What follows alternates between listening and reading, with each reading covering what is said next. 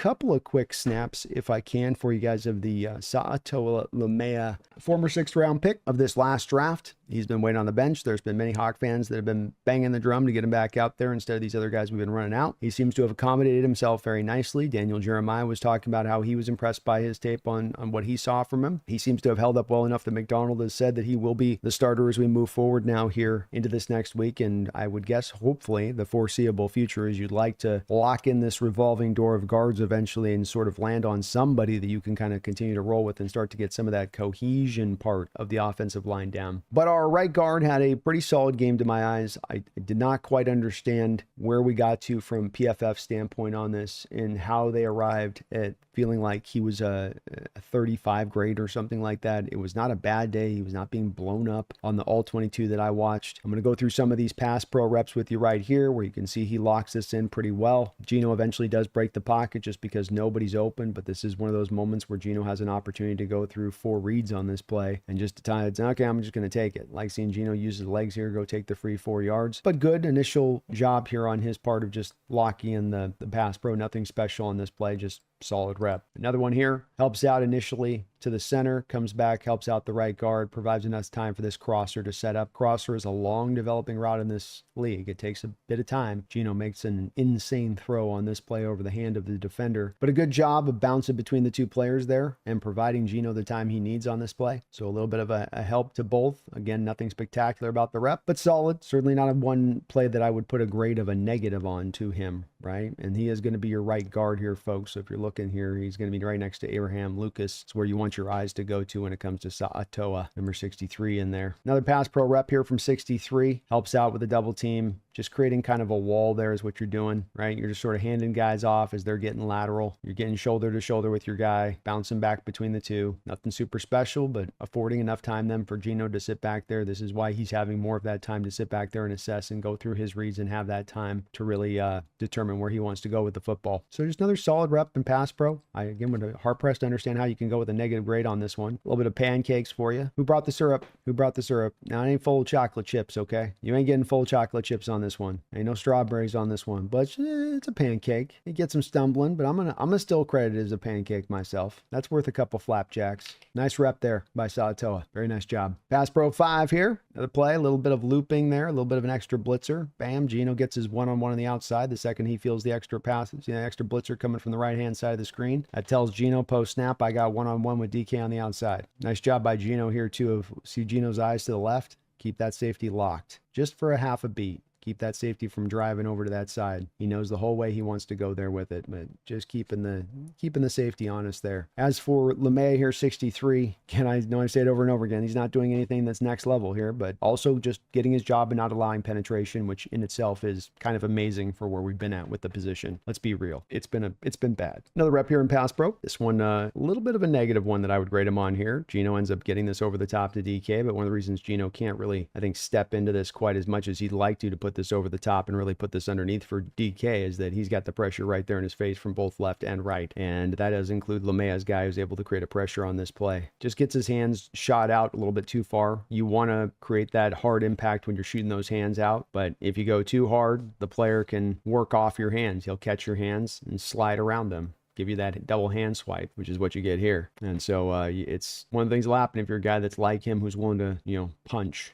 Some linemen don't want to punch. They're more kind of catchers and leaners in pass pro, and that's where they want to get it done. But with Laumea, he's willing to punch. He trusts his hands. Just got here. Sometimes you get got. That's what Marshawn told me. Sometimes you get got. Let's look at some of the good run blocks from this game from him, because a lot of the good run plays you had, you can find him in a centerpiece point in some of these plays, and definitely getting his job done. Here, running a little bit of kind of a combo block situation, initially help out with Lucas at the point of attack, then slide off to the linebacker there, 44. Catches 44 just enough to delay him where his job is done on this play. Some of these plays you're going to see this run play not go for much or only go for 5 or 6 like this play, but he's doing everything he needs to do in his part. Lucas gets his guy locked up because partly Laumea has helped him get set up. See how Laumea is setting Lucas up to get in the right spot on that one before he transfers down to the linebacker. What you're going to do in this scheme, in this spread scheme, you're going to have a lot of these kind of blocks. Nice to see from him. Good run play on this one.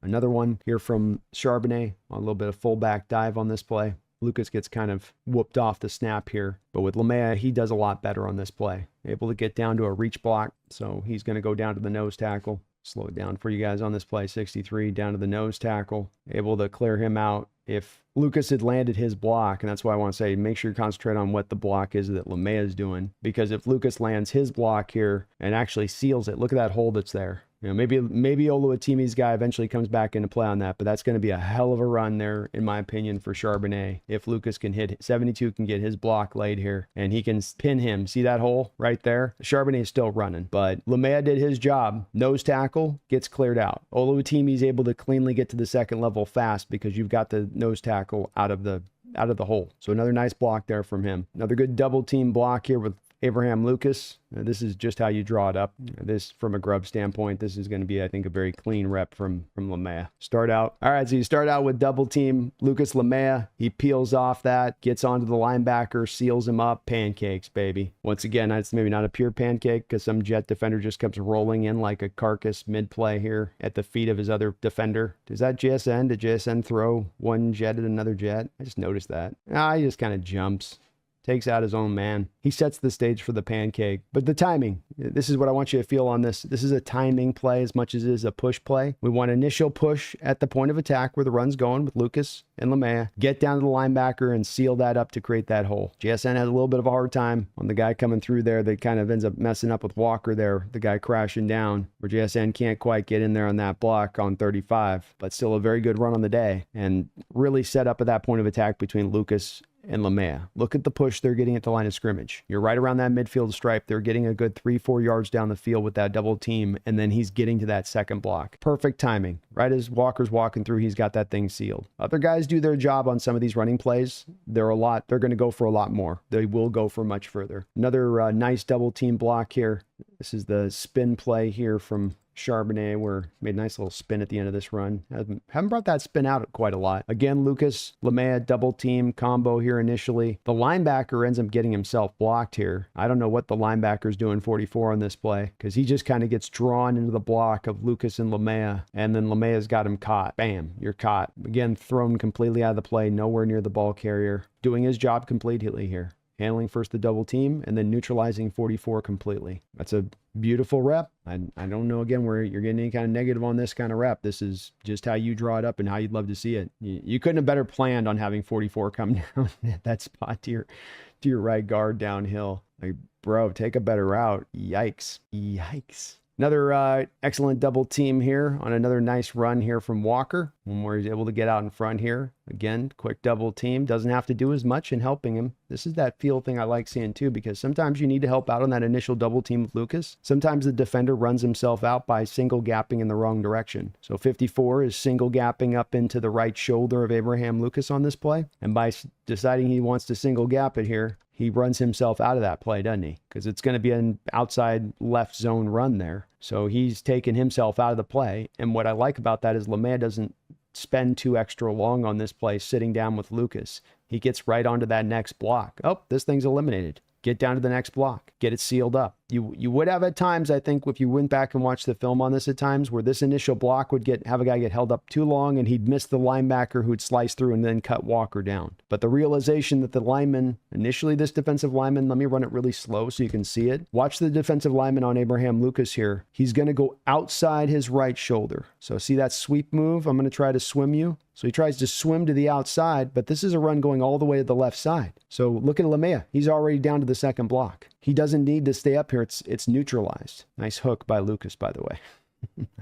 I see it, Abraham. It's just a baby. It's a baby hook. It's a baby hook. They don't call baby hooks.